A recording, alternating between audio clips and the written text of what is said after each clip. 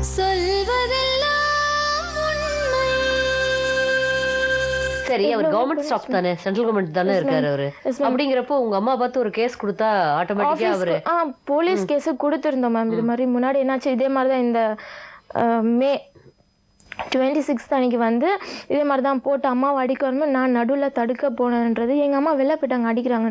உள்ளே போட்டு என்னை செருப்பு எடுத்துகிட்டு வந்து அடின்னு அடிச்சுட்டு கையெல்லாம் வீங்கிட்டு ரொம்ப மோசமாகிடுச்சு.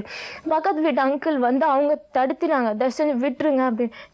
அப்படியே சேர் எடுத்துகிட்டு வந்து அடிக்க வர்றார். நீ செத்துரு, எனக்கு தேவையே இல்லை அப்படின்ட்டு அடிக்க வர்றார். அப்புறமா பக்கத்து வீட்டு அங்கிள் வந்து அவங்க தான் பார்த்து என்னப்பா இப்படி பண்ணுறான், அந்த பொண்ணை ஏன்பா இப்படி அடிக்கிற, எவ்வளோ நல்ல பொண்ணு, அங்கங்கே பசங்க இல்லாமல் கஷ்டப்படுறாங்க, நீ என்ன பொண்ணை இப்படி போட்டு அடிக்கிறேன்ட்டு.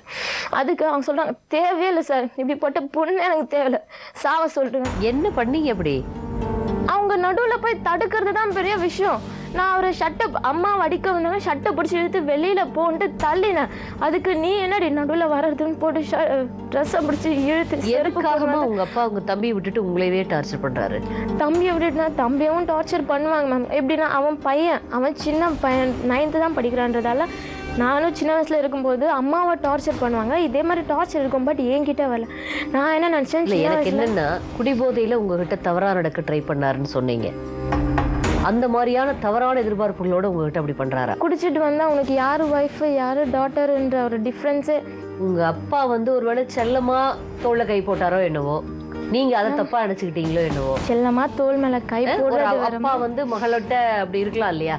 இருக்கலாம் மேம், நான் இல்லைன்னு சொல்ல. சரி ஓகே மேம், தோல் மேல கை போடலாம் மேம். சரி ஓகே மேம், தோல் மேல கை போடுறது வந்து ஒரு ஃப்ரெண்ட்லியா நான் நினைக்கிறேன் மேம்.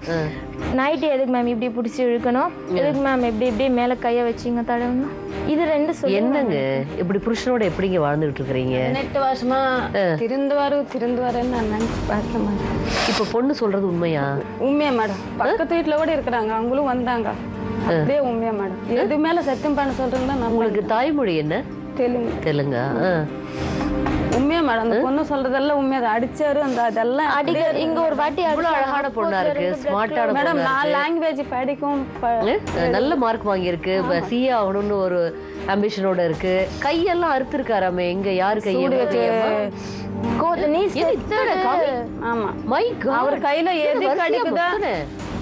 ஆனா எத்தனை வாட்டம் நாங்க சத்து போயிடலாம் கூட ட்ரை பண்ண போயிட்டோம். ஆகணும். தப்பு பண்றது உங்க புருஷன் இல்லையா? அவரு நல்லா இருக்கிறாரு, இன்னும் பல பெண்களோட பழகிட்டு உங்களையும் மிரட்டிக்கிட்டு அடிச்சுக்கிட்டு நல்லா இருக்காரு. நீங்க ஏன் சாவணும்? எனக்கு கவலை எல்லாம் இப்ப வந்து உங்களை விட அதிகமா இந்த பொண்ணு வேணாம். எப்படி வந்து இந்த பொண்ணு வேணாங்கிறாரு, சொல்றாரு. அந்த பசங்க தான் என் பசங்களும் சொல்றாரு. உங்களை விட அதிகமா பொண்ணு மேலதான் இப்ப கோபம். அது எதனால என்னன்றது எனக்கு இது வரைக்கும் புரிய மாட்டேங்குது. ஆனா மேடம் ஒரு நிமிஷம் மேடம், அவர் இப்படி கை போடுவார் மேடம். நான் ஏற்கனவே சொல்லிட்டேன், பாப்பா பெருசாகி போச்சு, பெத்த அப்பா கூட தொடக்கூடாது. கரெக்ட், இது நியாயம். சொன்னா என்ன ஏன் பொண்ணும், நான் என்ன ஆனாலும் பண்ணுவேன், எவன் வந்து கேட்பான்னு சொல்லிட்டு அந்த கையை போடுவார் மேடம். நானும் சரி இவர் என்னன்னு நம்மளுக்கு தெரியல, அதிகமா பாசம் இருக்குமோ பொண்ணு மேல நினைச்சுக்கிறேன், நானும் விட்டேன். அப்படியே அவங்க அப்பா மாதிரியே இருக்கும், சேம். 2 பேரும் பார்க்கவே தேவையில்லை, ஒத்தனை பார்த்தா போதும். ஒரு நாள் திடீர்னு வந்து அம்மா அப்பா என்னவோ கை வச்சு இப்படி பண்றாரு ஆச்சு. அதோட நான் அன்னைக்கே சத்து போயிட்டேன். உண்மையவே இது சொல்லவும் முடியல மேடம். ஏமா என்ன இந்த கையை வச்சு தோன்றாரு.